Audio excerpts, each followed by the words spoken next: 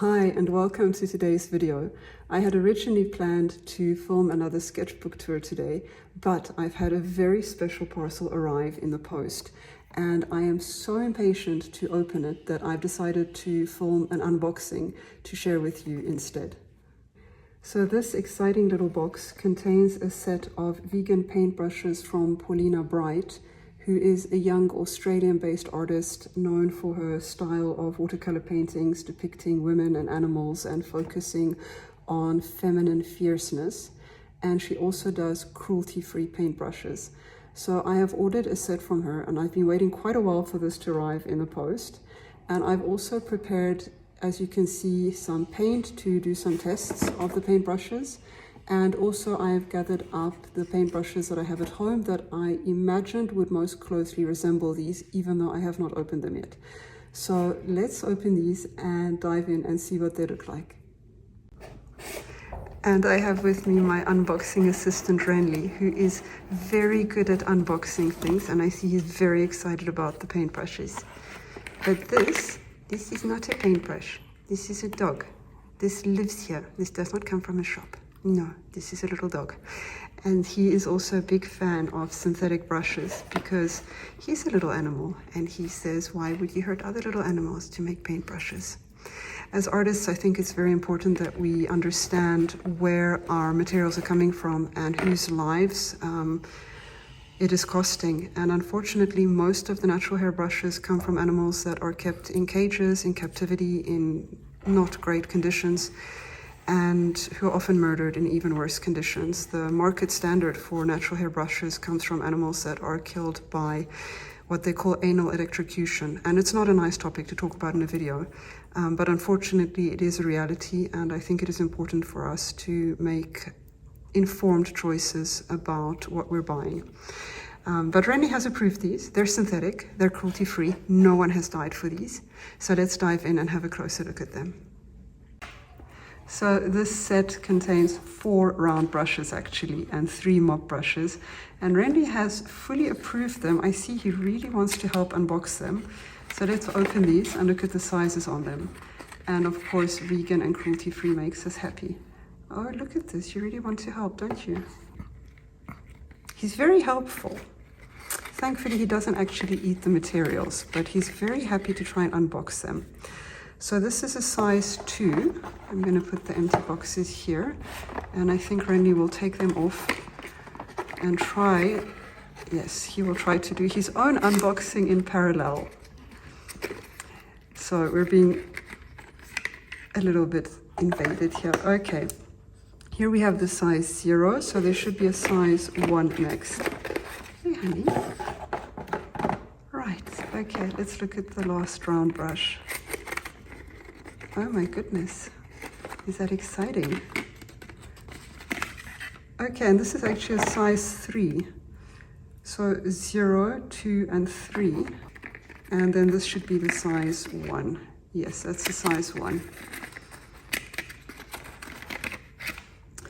So these are the 4 round brushes, and these are the only 4 sizes that Polina Bright offers. And to give you a comparison compared to the size of my hand and to the size of Renly, we have quite a good range, but I wouldn't say that the zeros are particularly small. I have here a 0 from Da Vinci, which is actually smaller. Oh my goodness, how can anyone see? And we're going to have a little thief running off with an empty box in a moment. And another reference point I can give is a round brush from Isabey. This is a size 6. It's an Isaqua size 6, and that's smaller than the size 1 here as well. And I have a size 8 round brush from Rosemary and Co, which looks like that would be the same size as the size 0 round here.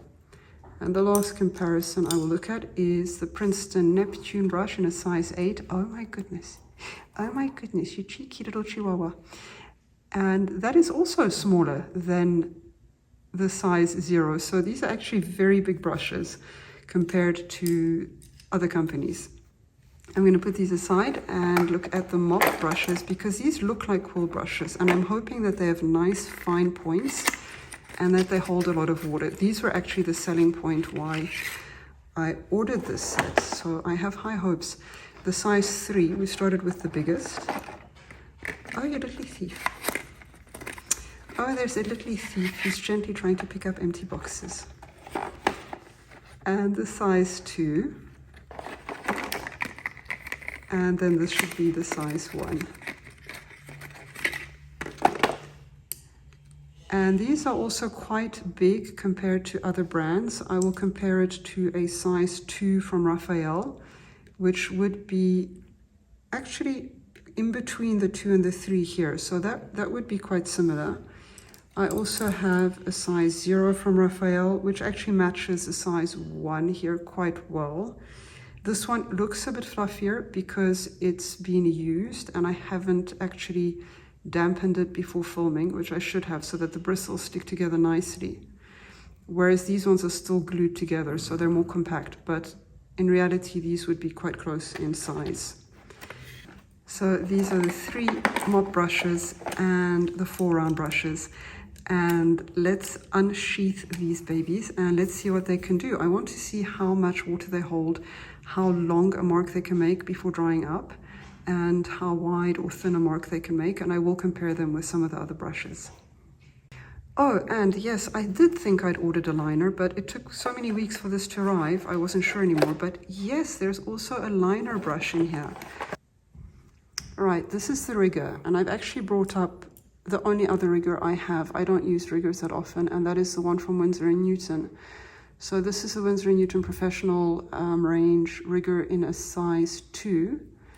And this one is looking a bit fluffy because I haven't wet it and I've been a bit careless with it. But this does look a bit bigger than the Winsor & Newton rigger. It is definitely a tad longer and probably is a bit thicker. We'll see how these two compare on paper. So let me pack these away and set up some paper and paint, and then we can compare. For the purpose of comparing these, I've just grabbed my Saunders Waterford cold pressed watercolor block. This one already has some doodles on it from a previous video that I filmed comparing different watercolor papers and sketchbooks, which you can also find on my channel. I'll put a link for it up here. But let's begin with the round brushes, and I'm actually going to grab them in order of smallest to largest, so going from the size 1 all the way up to the size 3. And let's grab the size 1 first. And I've also grabbed some paint. This is some indigo and indanthrone blue from Daniel Smith. Oh my goodness, I am struggling to open this. These are capped tightly. And let's just rinse off. So I'm just washing off in a cup of water the binder or the glue holding the brush in shape. Now, you should probably do this under a tap and with lukewarm water or maybe some brush soap, but I am being a little bit impatient here. I've really just wanted to have these in my hands and playing with them. So let's just get some paint on this. And the first thing I want to test is line variability. So I will first see the thinnest lines I can make going all the way to thickest. The tip on these is very nice and firm actually, and I'm not having any trouble making a thin line. The only problem I'm encountering is the shakiness of my own wrist. I will actually bring the camera closer so that you can see what is happening here. There we go. So this is the size 0 round brush. It's the thinnest one, and I'm getting very nice thin lines. Okay, well here I'm obviously pressing too hard. And my biggest challenge is my own wrist shakiness, but the brush is quite firm. It's got quite a good amount of spring to it. It's actually firmer than your standard watercolor quill that I've been using. And I'm just looking at how thick a line we can make just by dragging the brush straight on the paper. So there's quite a nice bit of line variation here. And then if we're using the belly of the brush, we can obviously go even wider. Not bad. And the last thing I want to see is how much water it can hold. So I'm loading it up as full as it will go, and I just want to see the distance that I can pull with a full load. Okay, I'm still on the same load. I haven't refilled. I'm not managing to draw straight lines today, my goodness. So actually it does hold a decent amount of water for a brush that's this firm. I would have expected it to be dry sooner. And we've managed to go quite some distance. I will put this aside. And before I do that, I actually just want to show the other round brushes I have. So this is a size 8 Neptune from Princeton. You can see the size differences here. And I will compare it also with the size 6 from Isabey. So these are all smaller. The closest one in size will be the size 8 from Rosemary and Co. And these are quite similar in size. In terms of the marks they make, I will just compare it with the Rosemary and Co. brush. And the tip on this one, in my memory, was not as fine. So I will give this a try here. It's comparable. And maybe it's because the Rosemary & Co. one is no longer brand spanking new. So the line does feel maybe a bit thicker, but it's very comparable. And in terms of width of line, they're also very comparable. So this would actually be, I would say, a pretty good comparison. And in terms of how much water it holds, I can quickly test that as well. So I've loaded up the brush as full as it will go. And actually I'm pressing down much harder here, so this is not being fair. Let me give that another shot so that we can actually have some scientific methodology here. Right, there we go. That's about the same amount of pressure I was applying earlier. Let's try and make the strokes the same length, roughly.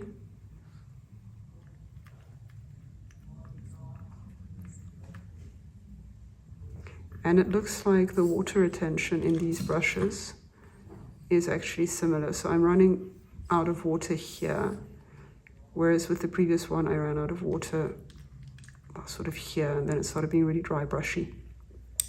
So actually very similar, but this one does feel a little bit finer and maybe a little bit springier. Barely. I would say probably with use, the Polina Bright one would match the Rosemary & Co. one. So this would be a very similar product.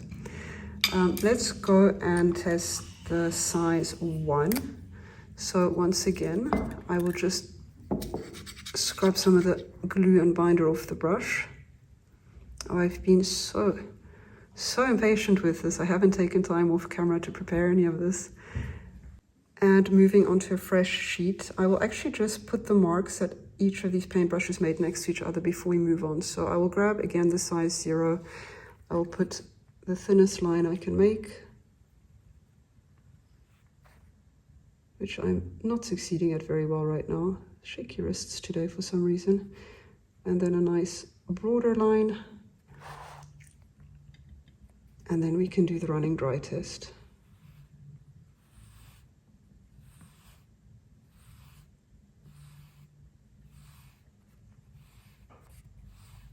So now that I'm using shorter strokes, we can go quite a distance more, but that's running dry by now. We'd compared that to the Rosemary & Co. size 8, so I'll just pop that right next to it. Right, I have a bit too much water on here to make thin lines. Then we can do a wide stroke, very comparable. And then we can load it up fully and see how far we can pull it out, how much water the brush is retaining.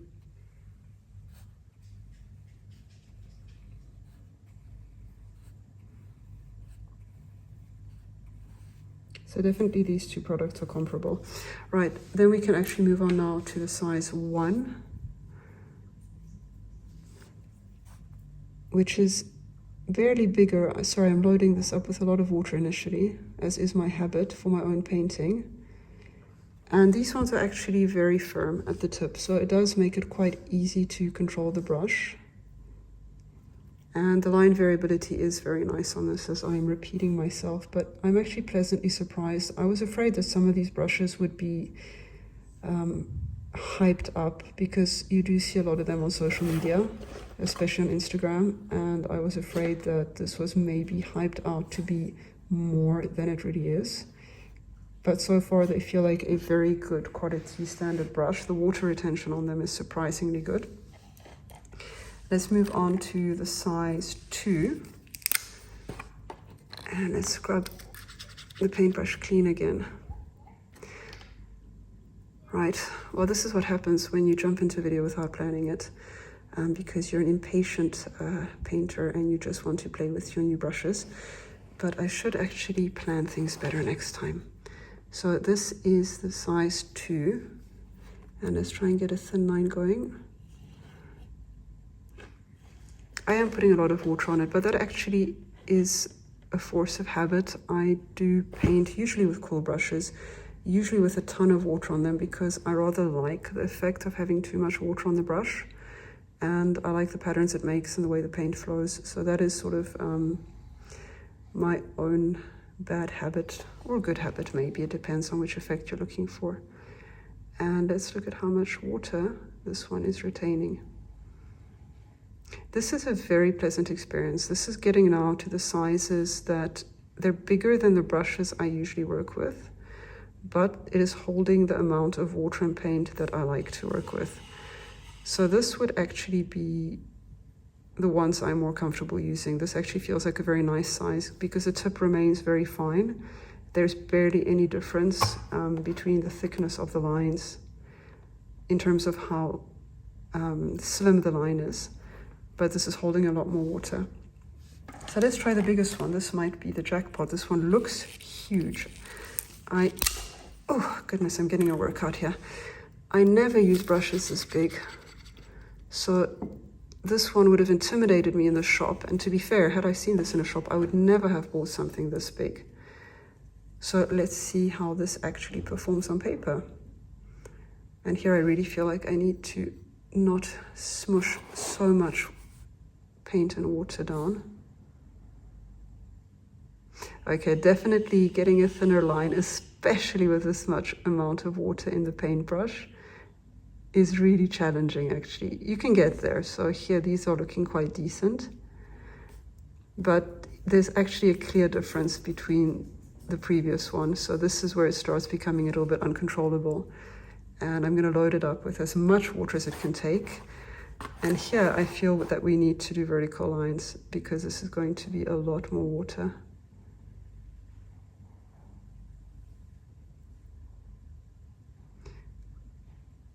Right, so I'm actually barely able to breathe right now from concentration, let alone talk. Sometimes it becomes very hard to coordinate talking and doing something with your hands.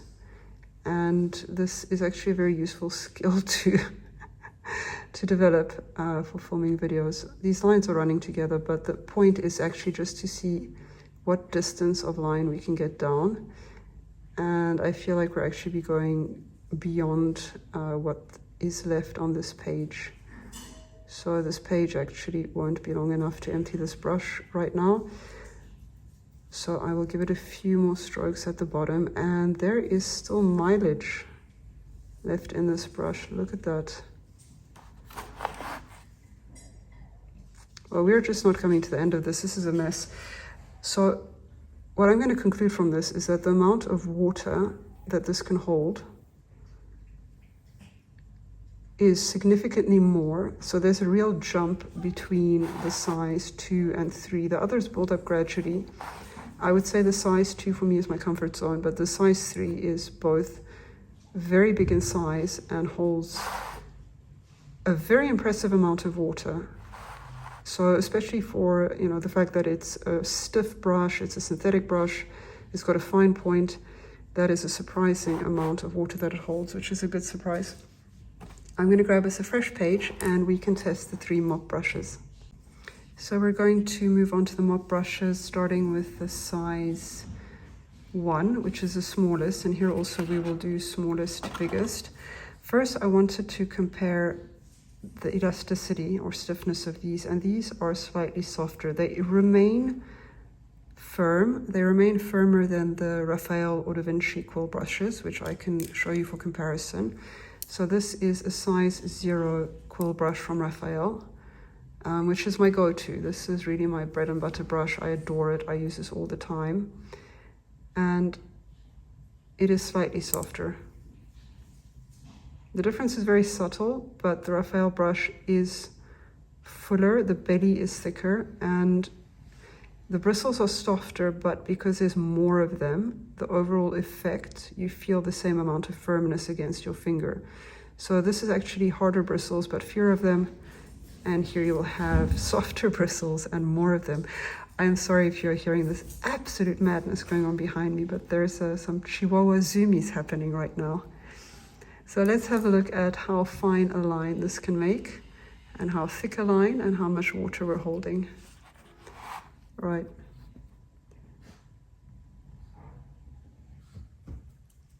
So the tip on it is also nice and fine. I'm actually struggling. So this one is more technical. You need to be more delicate because it is slightly softer than the round brushes. So you really need to be ever so light on the paper to get a point here. So this is technical. I would say this is harder for making a fine line with. And full pressure would look like this. And then let's have a look at how much mileage this brush has in it. So I've loaded up a full load of water and paint. And let's see how far we can drag this out.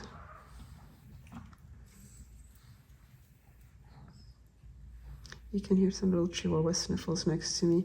It's very hard doing anything in this house without surveillance and without company. There's this permanent company and permanent surveillance. Surprisingly, the amount of water being held here is not a lot more than with the round brushes. It's actually very similar. The line is going to be wider, but the mileage on it will be similar. I want to compare this one, the size 0, which is the closest one I have to the Raphael size 0, and that's a size 2, that's the wrong one. I actually want to compare this to the Raphael, so I will do the same thing now with the Raphael brush. So we're going to try and make some fine lines up here. This one is slightly softer, so I'm having the same struggle of needing to be very light in the wrist to make a fine line, but one does get there with some patience. And thicker lines look very similar. It does get a bit thicker. I had a drier brush, and now let's load this up as full as it will go of water, and let's see how far we can drag this out. So the Raphael brush is holding more water, clearly, and it does make a thicker line, but the difference is not huge. Also, these strokes are shorter. Not a huge difference, but there is a bit more water in it, which makes sense because it is a fatter brush. The belly is fuller, and it does have more actual bristles in it. So this one is maybe closer to what people may experience as a natural feel. It is an imitation squirrel brush. It is synthetic. I use only synthetic brushes, as you may have understood from my intro.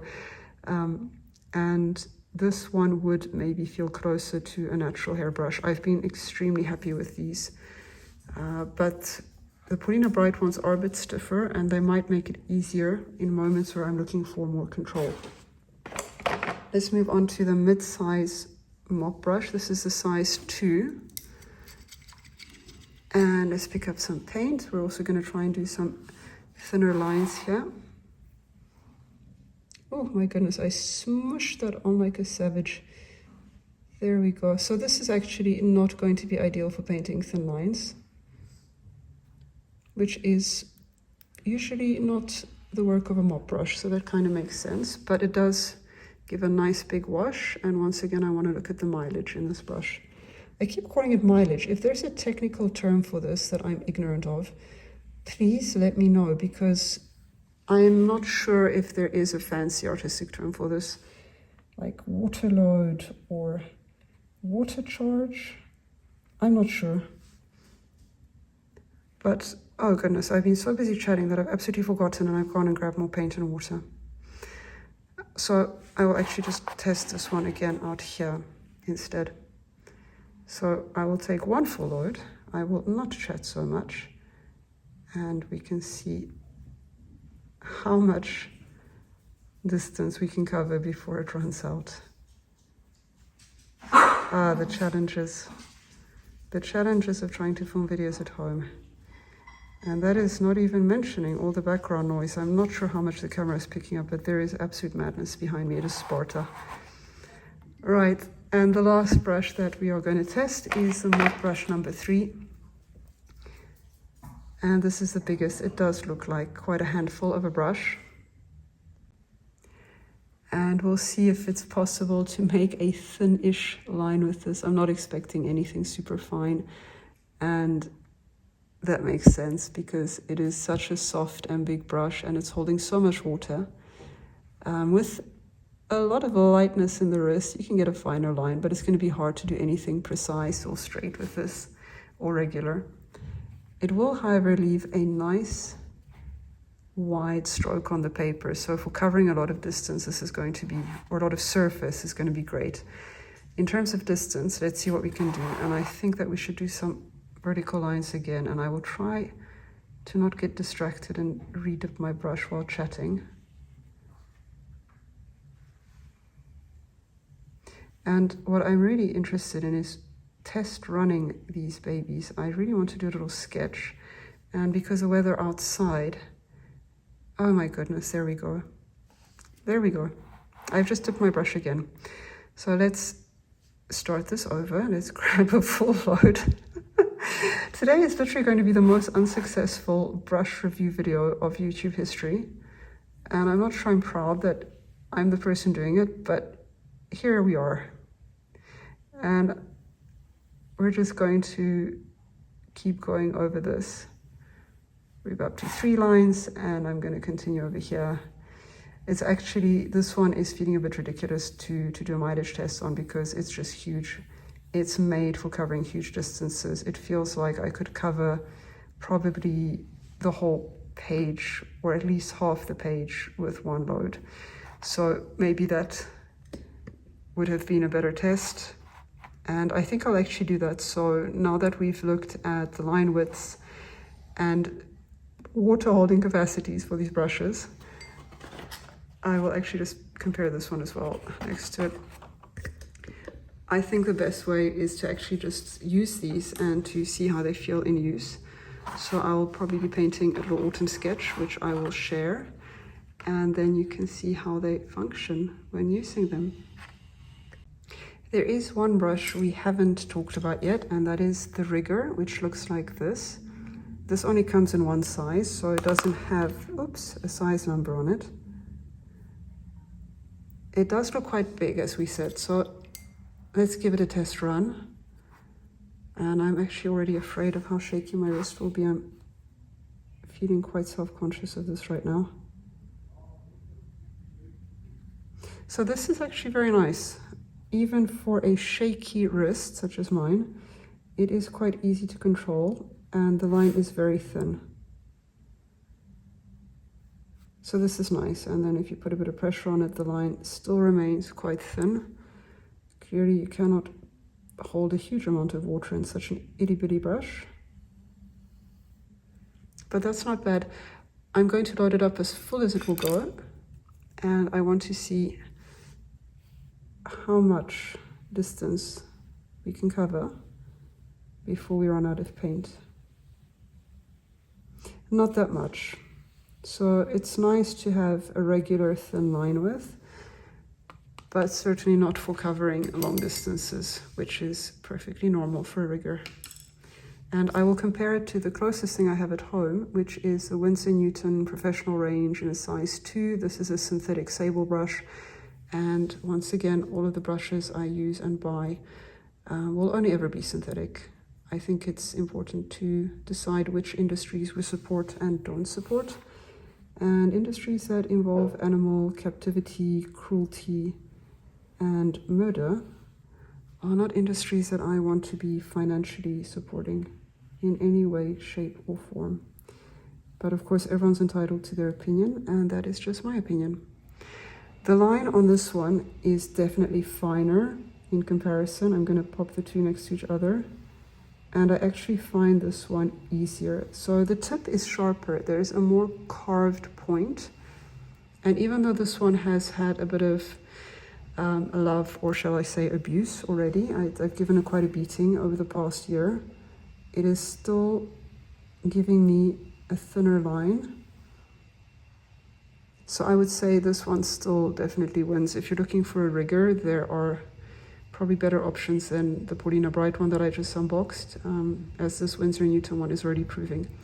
I'm going to load it up with as much paint as it'll take, and let's see what distance we can get out of this brush. Probably a bit more because the line is thinner, so it's depositing less water onto the paint with each stroke. So yes, there is a bit more mileage in it, but that's just because the line is thinner. So I can't say that the Polina Bright rigger brush will be going into my rotation of regular brushes, because for a fine, delicate line, which is a few rare times I take up my rigger brush, I do still have a preference for the finesse on the Winsor & Newton brush. But I am very happy with their round brushes. I was particularly pleased with the size 2 and maybe the size 0 for the smaller lines and smaller areas. But I found these two very nice. I actually found this whole range very nice and easy to work with. And the mop brushes were very nice as well. I would say they're very similar to other mop brushes that I have at home from Vinci, and I also have from Raphael, so these were very comparable. Overall, I think the best way to evaluate these brushes will be to use them in a real-life scenario. So I actually want to paint a little sketch with them to see them in action. And because the weather has been so misty and gloomy today, I'm very inspired to paint a bit of an autumn scene, which I will film and share with you so that you can see how these brushes have performed. If you have made it this far, thank you so much for watching. Let me know that you've made it to the end of the video by leaving me a word in the comments. Today's word is mileage, because we have used it for miles. Once again, thank you for joining me and have a lovely day. Bye.